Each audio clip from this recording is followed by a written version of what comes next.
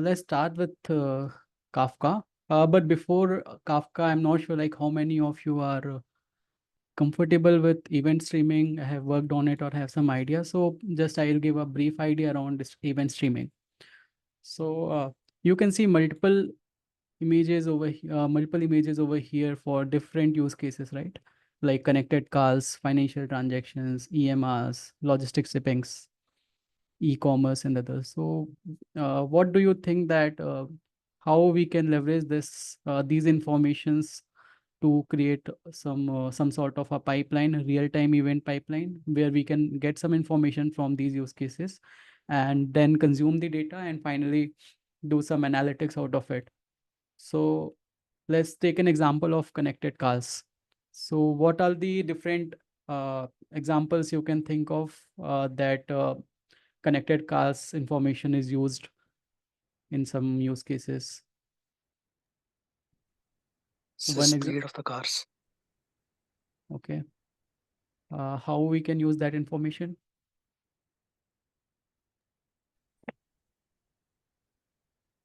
So like holding them back if the speed of the cars are more, and so on and Okay. so forth, like that. Okay. Yes, that may be one use case. Another use case anyone can think of.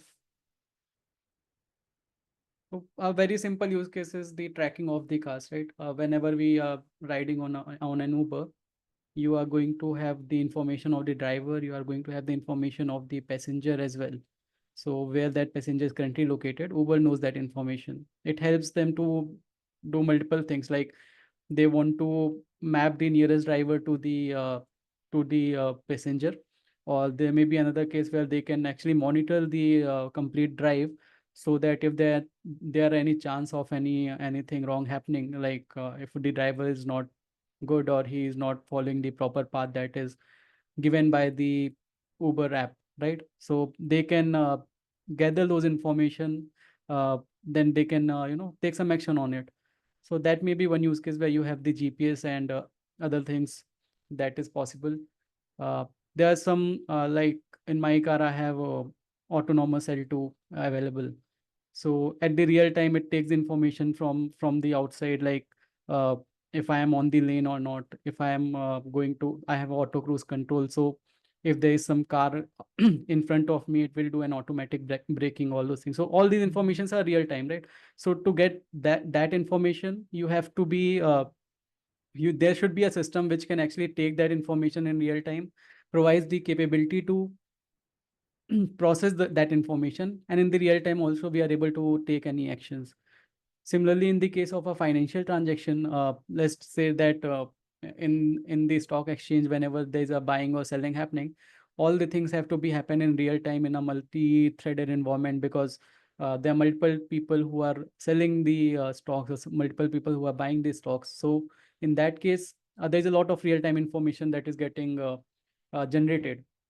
Similarly, on the hospitals, the logistic, whenever there's all the companies like packers and movers, they have their own shipping consignment, which they use, different trucks, and they have already a GPS installed in it.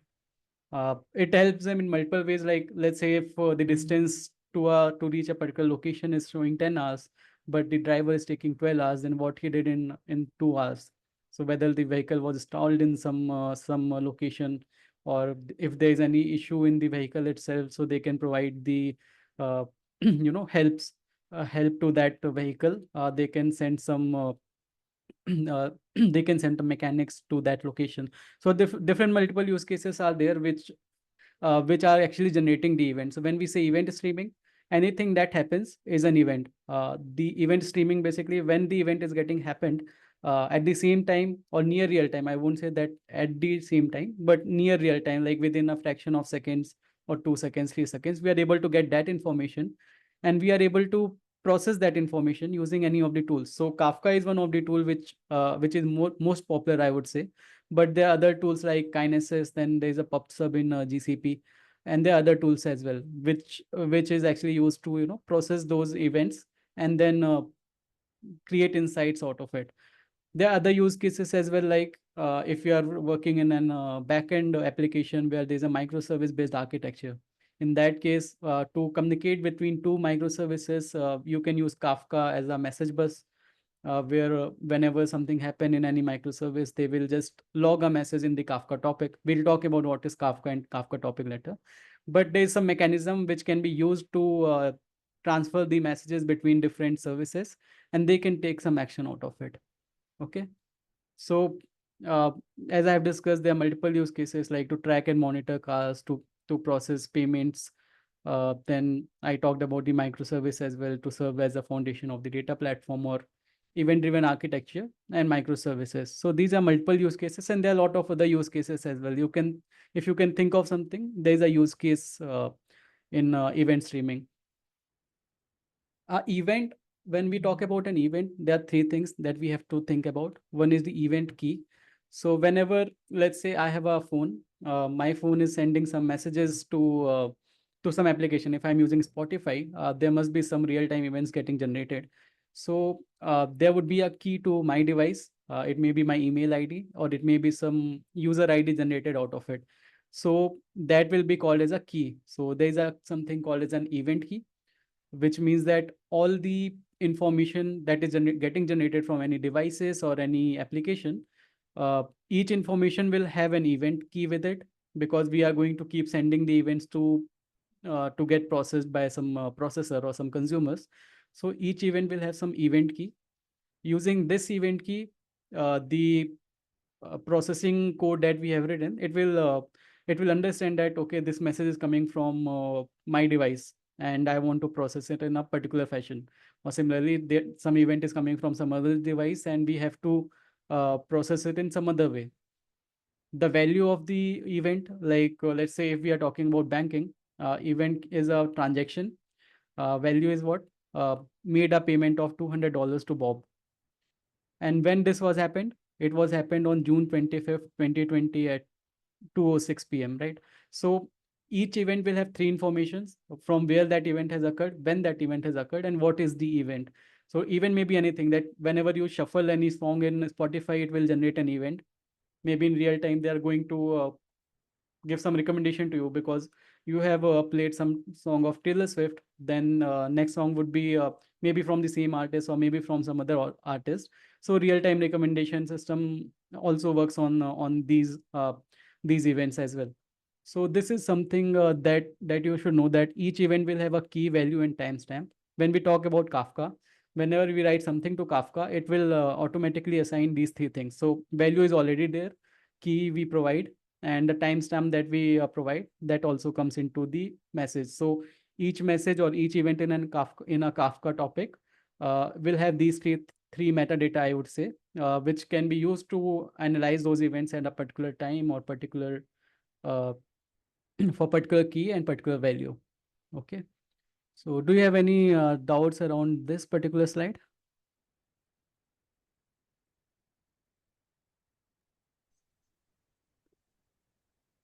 We have not yet reached Kafka. We'll talk a bit more about events, like how it looks like, and then we'll go ahead and we'll see how Kafka can be used to that to process these events. Any questions here?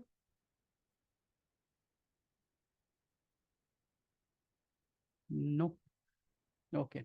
So when we talk about event processing, maybe it is a Kafka or PubSub or any of the platforms, streaming platforms, we will have two things in place. So let's assume that you are playing any game, any online game, and you are, traveling in a metro station or like in a metro train. You are playing a game, you had the internet, and let's say there's some tunnel that comes by, and your internet connection has been lost, but the game keeps on, you are going to keep playing that game. But what happens when we are playing an online game? The each event information is sent to the back to the app, and that event is getting processed. So let's say that you are playing some game like a Candy Crush. You have played it and you have crossed around 10 stages, and when there was no internet, you have played three more stages of that game. But that information, uh, information is not getting shared with the app, or not getting shared with the cloud. and that information is lagging behind. So let's say that you started playing the event at 12 a.m. and the event actually happened at 12 a.m. If you can see over here, there's one event that happened at 12:02. But because there was a lag in the internet, or there was no internet connection, that event was sent to the Kafka topic at 12:05 maybe, or some other time.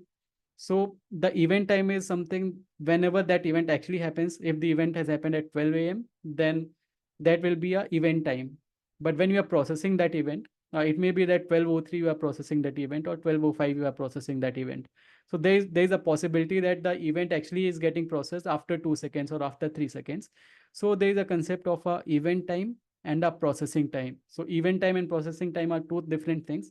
When you process, it's a processing time. That's why we say that there's something called as a near real time, not exactly real time, because there's some lag with respect to, there may be any reasons like uh, transfer over the network also takes a lot of time when I say, which means maybe a 0.5 milliseconds or 500 milliseconds or 1 second. So it won't be the exact timestamp when you are processing it. So there are two kind of times in event processing. One is the event time, when actually that event happened.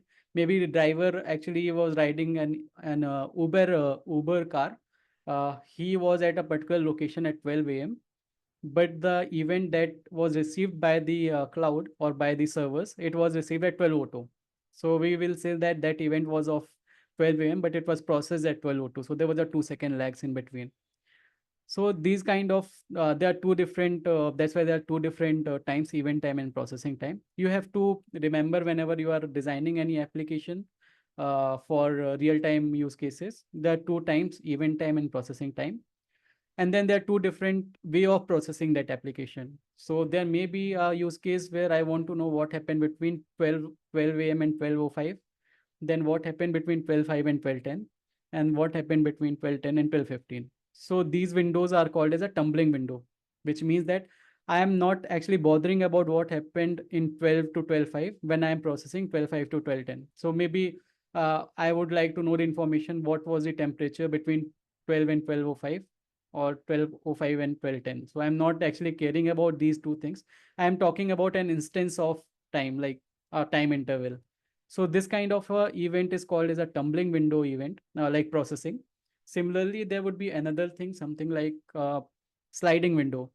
So when someone asks you what was the average temperature in last 5 minutes, which means that when I am talking about, let's say, what is the average temperature in last 10 minutes. So the average temperature between last 10 minutes, when we say at 12:10, it will be 12 and 12:10, right? So between this 10 minute, what was the average temperature? When someone is asking at 12:15, for him the temperature would be last 10 minutes would be 12:05 to 12:15, which means that there is some overlap between two different windows. So there was a 12 to 12:10, and then 12:05 to 12:15. If someone at 12:20 is asking, then we are going to again overlap between 12:10 and 12:20. But in the case of a tumbling window, we have a proper differentiation between two time intervals. So these are two different things when you have to take care of whenever you are going to process the real time events, when you are doing the data analytics on the real time, or you're processing the data in real time in any of the use case. Like uh, whenever someone do a technical analysis on any stock, they look into the last 3 minutes data or last 5 minutes data, like how the stock is moving in the last 5 minutes. They are not caring about what happened between 12 to 12:05 or 12:05 to 12:10, right? So there are these two different mechanisms which are used, and those are use case specific. So it doesn't matter that you are working on any one use case, we are using sliding window, then it should not be that in all the use cases we might want to use sliding window. But there is a use case where we don't want any overlap between two time interval, because we have already processed one message and I don't want to process that message again. So there are two different concepts when it comes to event processing. Any questions over here, because this is something very important when you talk about event processing. You are getting this?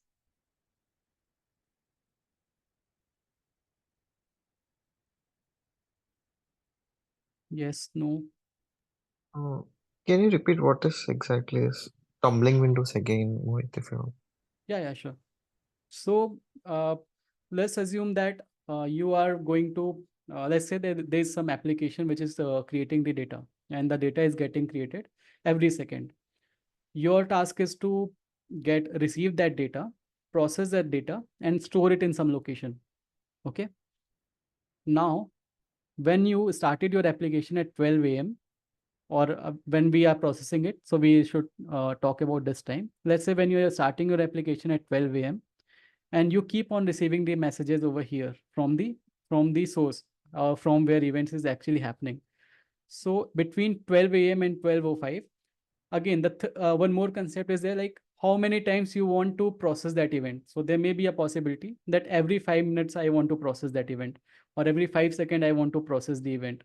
Based on that as well it happens. But in general sense, let's say you have processed some messages 12 a.m. and you have stored it in some other location, right? Next time you might not want to process that event again, because it will duplicate the data in the target location. uh, are you with me till this point? Yeah, yeah, got it, yes. Yeah. So when there's such use cases where you don't want to process the message again, you are not going to overlap different windows. So you are not going to read that message again, like we are reading it in the overlapping windows or sliding windows. So when there is a absolute time interval that we want, like non-overlapping time interval, what happened between 12 and 12:05, or what happened between 12:05 and 12:10. So that's why there's a box and there's no overlapping between time intervals, and hence it is called as a tumbling window. Got it. Thank you. In this sliding window, like I mentioned, I want to know the information of last 10 minutes. Whenever there's a use case that comes to you, that what happened in last 10 minutes, last 15 minutes, last 5 minutes, in that case, we have to use the sliding window, because every time there will be a overlap of some minutes or some seconds, right?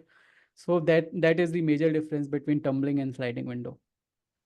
Now, this is a brief about event processing. We can talk more, like it will take a complete day. We can talk about what happens when the event that has to be processed between 12 to 12:10, it actually appeared at 12:11. Or in this case, if we talk about, we want to process between 12 to 12:05, but that event actually uh, came to us at 12:06. So there is a lag of 1 second, which means that that particular message is not going to get processed, because it is falling out of the time interval that we have defined.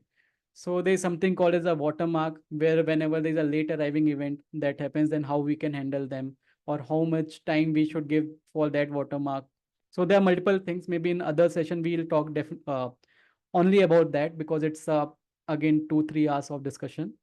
But at a high level, this is something that you should know, and you should know that that happens, that the event comes after the dedicated time interval. Like the time interval is 12 to 12:05, but the event is actually getting received at 12:07 or 12:10.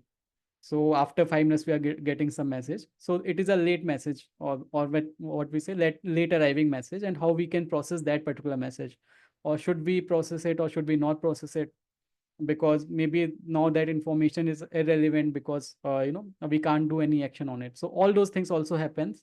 We'll talk about that in some other session. It's a more advanced topic, and we can spend a lot of time in that. So let's come to the Apache Kafka. So you know about event streaming, you know how event comes, what is tumbling and sliding windows. Now we'll talk mostly about the Apache Kafka. In Apache Kafka, how you can use it. There are multiple applications that produces the data. So when we talk about our mobile phones, they produce the data every time. Whenever you are logged into Instagram, or whenever you are logged into X, you are going to generate some data. You are going to like some tweets, or like some repost some of the posts, or reply to any of the posts. So all those data are getting generated from some app, and this data is getting to into the Kafka topic. And again, we are going to process the data, that we'll talk about how that happens. Similarly, in a database, whenever, let's say, you have a web application and a new user comes in, and he signs in into your portal. So there's a new user getting created, which means that there's some event happening in the database. So that event is going to, because it is a change in the database table, that will generate an event, and we can, take that event and put it into the Kafka topic and maybe process that event if you want. Similarly, maybe I want to change my mobile number in some app, so I'll update some information. So again, from the web, there's some information getting created and web app, and then that is getting stored in the database or updated in the database. It will generate some information from here. Similarly, these are the producers. Any microservice, whenever they are going to process something, whenever they get a post request and they do something, once the that request is processed, they might want to send some message to the Kafka topic, giving that this particular message was processed, and this is the timestamp and whatever information I want to store. Those information also we can put into the Kafka topic. IoT is anyways a use case. So these are some application which actually produces the message. So it may be Kafka, it may be PubSub, it may be anything. But since we are talking about Kafka, we will stick to Kafka. So these are the producer of that event. They may be consumers of the event, because only producing the event is not a requirement. We want to consume that event and do some analytics. So maybe there's some real-time dashboard that you want to generate. So there's some tool called Grafana, which can be used with some time series database like OpenTSDB, and it can, give you the real-time monitoring. Or Datadog is some tool which actually provides you the real-time monitoring. So for monitoring and analytics, you can use Kafka. You can actually subscribe to the Kafka topic. We'll talk about that. And you can create multiple dashboards, multiple analytics, or even the real-time machine learning models are there whenever there's some events happening. Based on the event, like someone is buying what we say, someone is buying let's say bread, then you want to recommend him butter. So maybe there's some proper good machine learning model that is already deployed, and they are going to get these information. They are going to return you something in real time. So that may be another use case as well. So these are multiple use cases of Apache Kafka. Uh, when we talk Kafka in specific in technicality, it is a PubSub kind of a platform where someone publishes the message and someone subscribe to it. So when I say publish the message, I've talked about different apps. Uber is going to publish some message. The app is going to publish some message to the Kafka topic. There's a GPS that is there. It is going to publish some message to the Kafka topic. When we say publish, it means writing the message to the Kafka topic. When we say Kafka topic, think of it as a database. Think of it as a file system where you are going to store some events. But the data structure is log. We'll talk about that. But whenever I say publish, which means we are going to write some message into the Kafka. And when I say subscribe, which means that there's someone who is going to read that message in real time or near real time, or maybe they want to process it once, like every day at the end of the day. That is also possible with Kafka. So someone is going to write that message into the Kafka. Someone is going to read that message from the Kafka, and then in between they are going to do some do some processing, and maybe finally want to store it again into the Kafka topic, or they want to store it into the database. So Kafka provides you these capabilities. You can store the stream of events, you can process and again store it into it. And there's something called as a Kafka stream, which can be used to process whatever message is coming into the Kafka topic. So let's say, again, we are taking the example of Uber. Whenever there is some messages that is going to be written into the Kafka, at the same time, you can process that event in the Kafka. So earlier Kafka didn't provide it. It provided only the publishing, subscribing, and storing mechanisms. And you have Spark consumer, or someone if using Python, they have Python consumer. Or if we talk about Spring Boot, there is a Spring Boot library to read those messages from Kafka topic. And there are other languages as well, which can directly talk to those topic and process it. But since Kafka 2.0, I guess, there's something called as Kafka streams, which can be used to process that message as well. So these are different Kafka capabilities. Uh, any questions on this?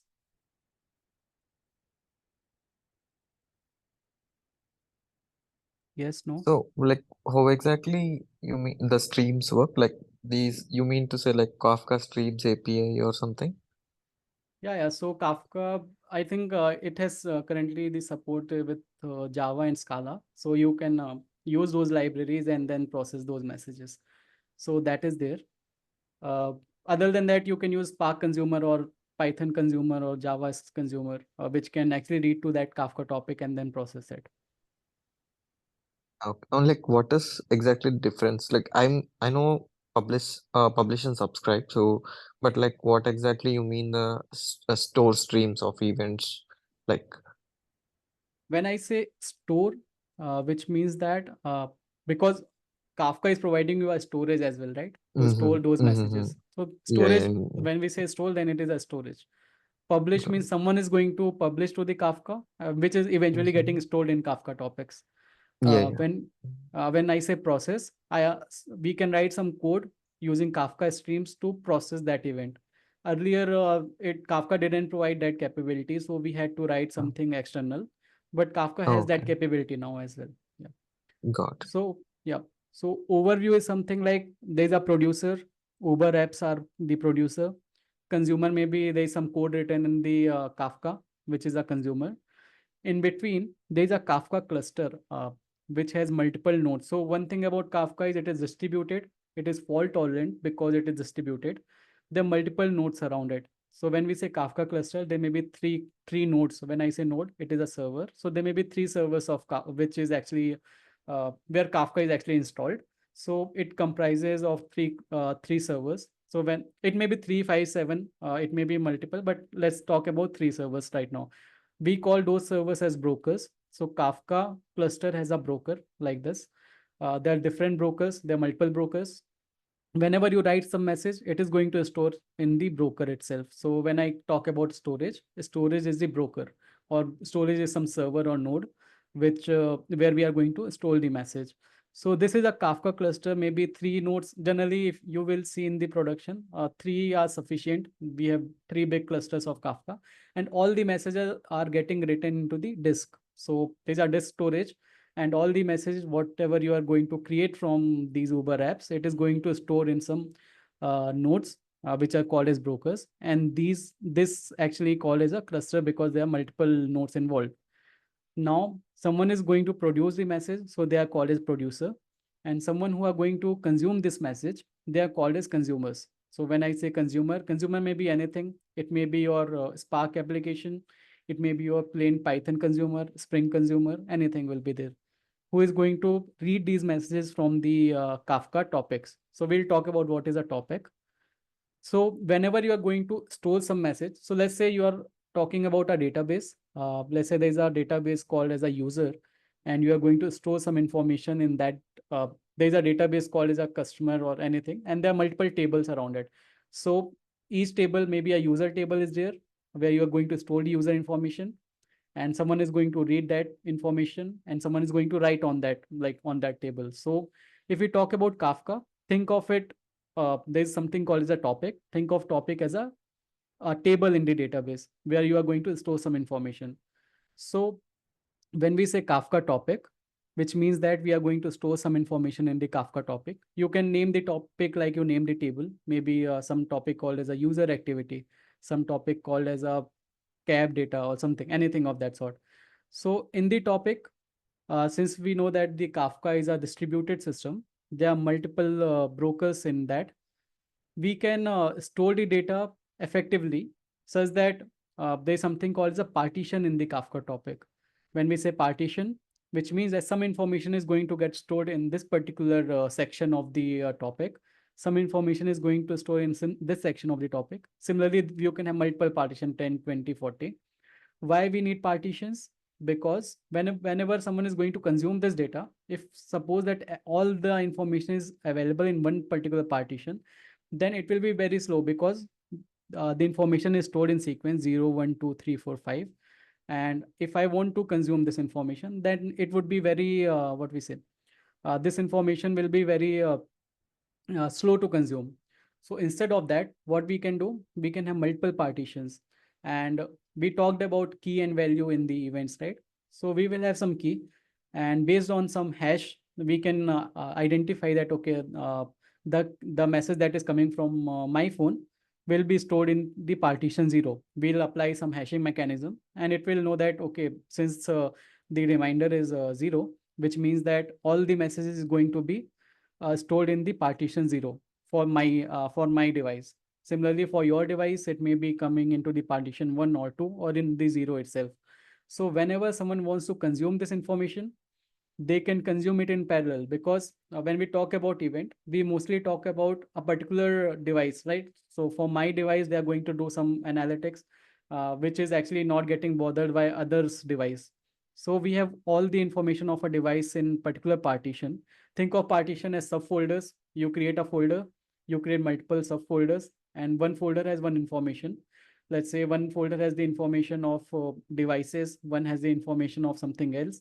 There are multiple folders that can be created in the Kafka topic as well, which we call as a partition. Any questions on this? So this particular thing is really important to understand what is a partition. So again, to give a simpler example, uh, let's say you have a bank account, you have a app, like you have your own customer ID, and whatever information of your customer ID related to your saving accounts, it will go to this particular partition. So whenever you do a transaction, it will go to the partition 0, and there will be some mechanism, some analytics going on, which will read only your messages, and it will do some analytics and see whether this was a fraud transaction or it was a real transaction. Similarly, if my bank account is there, I'll have my own customer ID, and it is going to get stored in partition 1. So there would be a consumer who is going to read my message, and it is going to analyze whether my transaction is fraud transaction or not. Similarly, some other persons as well. So this is how we can divide the data into multiple partitions, and in each partition, other consumers can work on, and they can they can process that information and write it somewhere or show it in some dashboards. Each message in the Kafka is is going to assign a offset. When I say offset, it's a record number. So first message will be given a record number 0, then 1, 2, and it will be getting increased. Like if there are millions of messages, then it will have the record number of 100K, or 1 million record number, 1 million one, like that. So it will be a sequence, and it will keep on increasing. And one thing to notice is each partition will have its own offset or its own sequence. So all the sequence for each partition will start with 0. So if you see over here, all the partition are getting start with 0. So whenever there is some message getting stored in the Kafka topic in a partition, they will have its own sequence. And whenever someone is going to read that message, they are going to read from the event from where they have left off. We'll talk about that when we talk about consumers. Any questions on topic?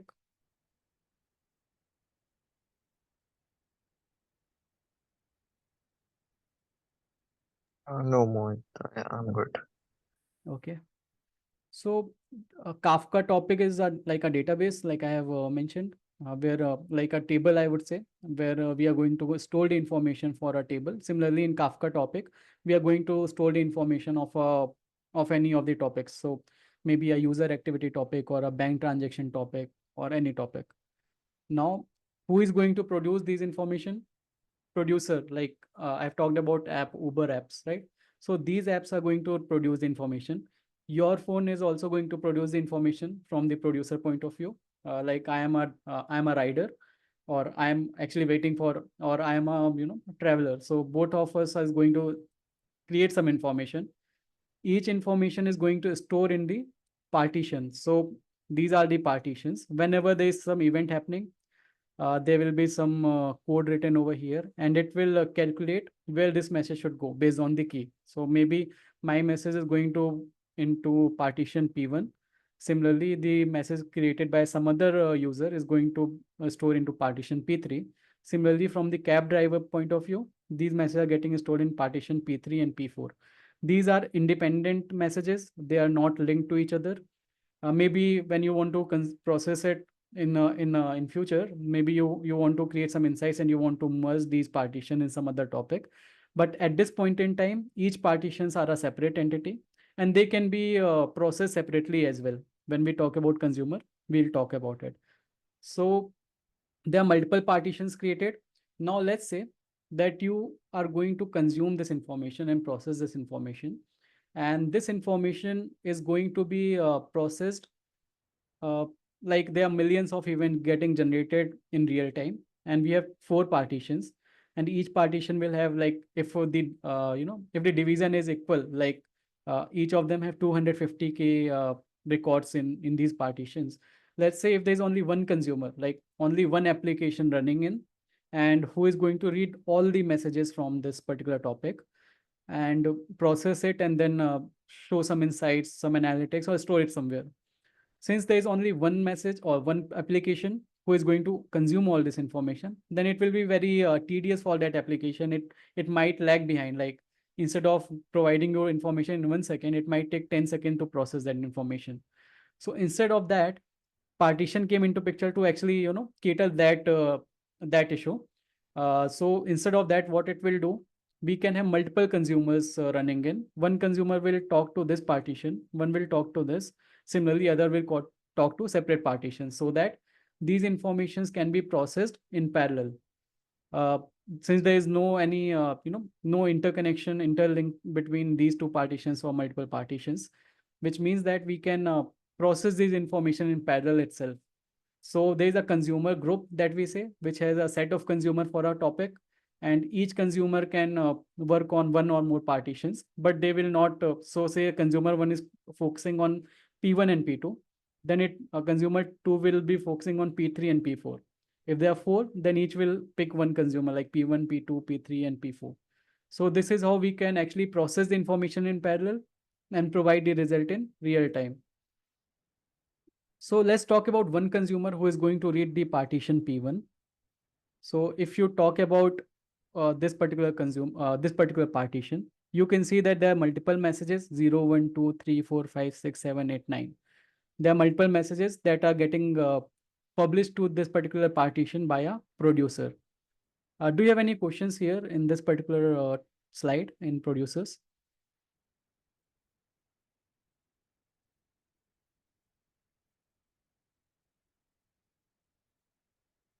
No? Okay.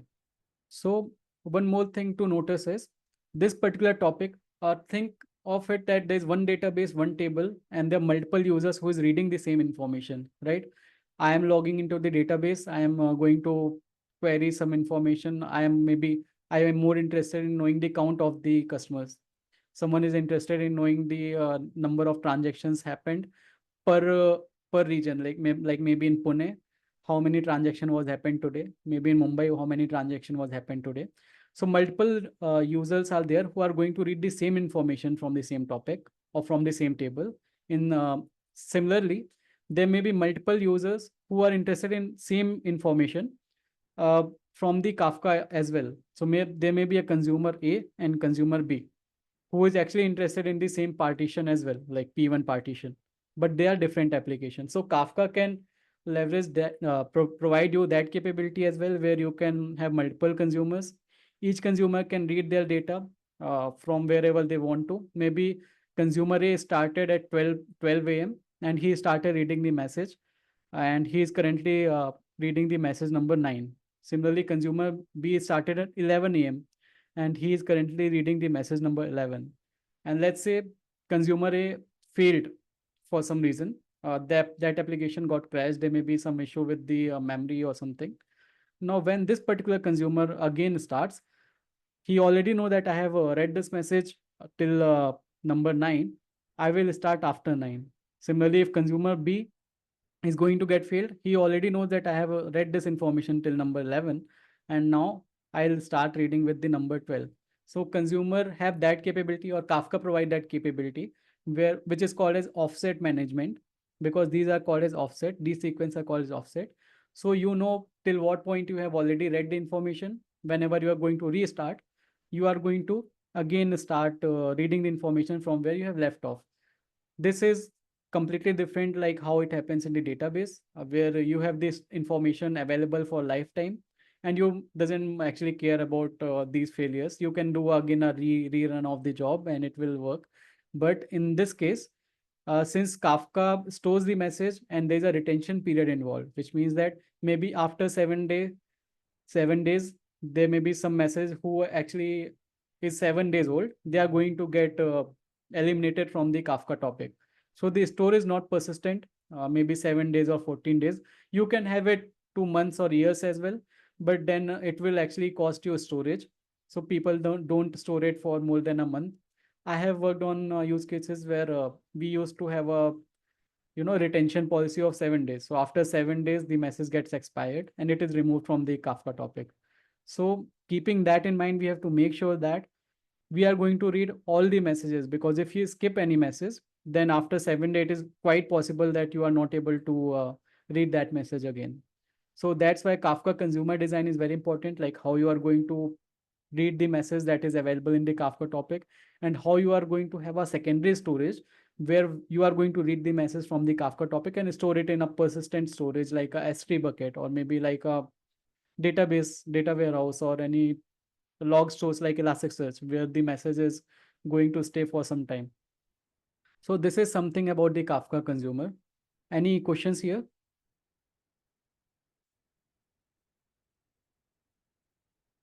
No? So we have talked about these different things, like what is a topic, what is a event, what is producers, consumers, how topics are partitioned, and how events have the same key and it goes into the same partition, and how the ordering is guaranteed. So we talked about 0, 1, 2, 3, 4. When one event come, it actually gets a number, like a number 0, and based on when that event has arrived, it will be stored in that sequence. So ordering is also maintained by Kafka. So this is about Kafka. Let's say you want to start with Kafka, then maybe you want to go to the quick start. First thing would be to install the Kafka in your system. You can download it from here. Like you can download this particular tar file, like for Scala 2.12 or 2.13, anything is fine. Once you download it, you can install it in some, you can store it in some location. Like I have stored it over here, and you can see that after unzipping it, there are multiple folders inside it. So there is a folder called as bin. Inside bin, if you're working on a Windows machine, you can go into the Windows and there are batch scripts that is available, which you can use. Similarly, there is something called as a Zookeeper in Kafka and something called as a Kraft. So Zookeeper was earlier way to run the Kafka cluster. We'll talk about Zookeeper separately in some session. After Kafka 3, I guess, Kraft actually introduced, where we don't require Zookeeper. But again, we can talk uh, technical architecture in depth in other session. So once we have downloaded it and unzipped it, you will see these folders. You have to go into the config, you have to go into Kraft, and there are 3 different properties available. When you open these properties, then you will see something like this. There is a server dot properties, there is a controller properties, and there is a broker properties. There are 2. If you don't want to do any changes in these properties, it's still fine. But if you want to change some location of the logs, so you can search for a property called log.dir and you can provide some location where you want to store the logs. Like I have provided it in the same folder. Like over here, if you see, I have provided the folder as logs, and inside this, like in the same installation, I have created one folder called as logs, and I'm storing all the information over here. Otherwise, by default, it is temp.log, or temp directory, it stores the log information. This is something you can change. You can change something like quorum voters, port number or something, but maybe default is also fine for us. So you can keep it default. Once you have done that, you just open the CMD, like in the command prompt, you can go to that folder. Like for me, it's tool Kafka bin Windows. And inside that, there are a few commands. I'll share these commands as well. First, you have to generate something called as a cluster ID. So there is a command to this. It will generate some ID like this. And then you have to format the directory. So there is another command where you can pass this particular information, and it will actually create all the necessary things that you want to do to set up a Kafka cluster. Once that is done, you can just run this particular command where you want to start the Kafka cluster. So basically, there's a Kafka server start.bat file. You can just go over here, and I have already done that. So I'll just run it like this. Once we run it, it will it will start the Kafka cluster, and then you can So if you see, you will see something like this. There may be scenario that your logs get corrupted. So you just have to go there and delete the log folder and it will start working fine. But this is for practice, not on production. So once you have started the Kafka cluster, there are two things. So we talked about the topic, we had talked about the producers and consumers. So the first thing that you do is you have to create the topic. So you can list the topic if there are any topics available or not. So something like this. So I can see that I have created a topic yesterday called user activity. What information you have to pass over here? You have to pass the server information, like where the server is running. So generally by default, it is localhost colon 9092. I have changed it to 9098 because some other service in my machine is using 9092. You can pass on that information and it will give you the topic detail. Now, if you want to create a Kafka topic, so let's say I want to create a Kafka topic, I'll just copy this. So these are the commands I have already jotted it down. I'll share it with you people. You can just copy this and maybe if you want to create some topic let's say I want to create a topic called as test. So there is a command called kafka topic.bat and then you can provide the topic name, maybe test. And I've talked about partition. You can define how many partition you want. By default, one partition. I can increase it to 2, 3, 4, 5. Replication, we'll talk about in some other session. But in the local machine, you can't have more than one. So we'll pass one replication. And again, the Kafka server port and host. So localhost colon 9092. Once I do this, it will create a topic for me. So it now says that I have created a topic called as a test. Now I list and I will say two topic in my in my this Kafka topics. So now we have test and we have user activity. Now let's say there is some application. Assume that there is some application and it is going to generate the data into these Kafka topics. So for that, we can just copy this command using Kafka producer.bat and we can define the topic name. So let me do that. I will copy it over here and on the Kafka test topic, I want to pass some information. So maybe there may be a message like uh, what can be a message? Transaction of INR 100 done like this. So this is a message. Once someone is going to send this message, it is going to store in the Kafka topic and the one who is sending the message is called as a producer. Currently, we are using a console like command line. That's why we are using the console producer. But when we'll be talking about applications like Java application or Python application, they are going to send these messages. So once the message is produced, the next step is to consume that message. So to consume that message, you are going to use the Kafka console consumer, and you have to pass the topic name. Like I'll pass it over here. The topic name is test and you can see that it is able to read the message. So it will take some time. Yes, it started and you can see that the message that we have produced, we are able to consume that message. Now let me say if I want to send hi, uh, you will see that hi is also available over here. So there are three things: Kafka topic, Kafka server, then producers and consumers. So four things are there that we have seen. Kafka topic is used to, you can think of it as a table which stores the information. Similarly, Kafka producer is someone who is going to produce the information. And Kafka consumer is someone who is going to consume it. And similarly, like all other things are same. Like it also requires the same information like bootstrap server or broker information, topic information from where we have to consume. Similarly, producer wants the broker information and it wants a topic where it have to produce. Maybe when you are working on production, there will be security coming in. So it will be asking for more information related to how to use this Kafka producer or consumer based on the how your security protocols are defined. Maybe we'll talk about that again in some future sessions. So this is how you can install Kafka, you can run Kafka, and a sample producer you can use a console producer, and then you can produce those messages and consume those messages. Any questions on this installation part? I know our session was a bit fast, but there's a lot to cover in 1 hour. But I think there must be, you must be getting some idea now, having some idea now how to use Kafka. Any questions here? Anyone?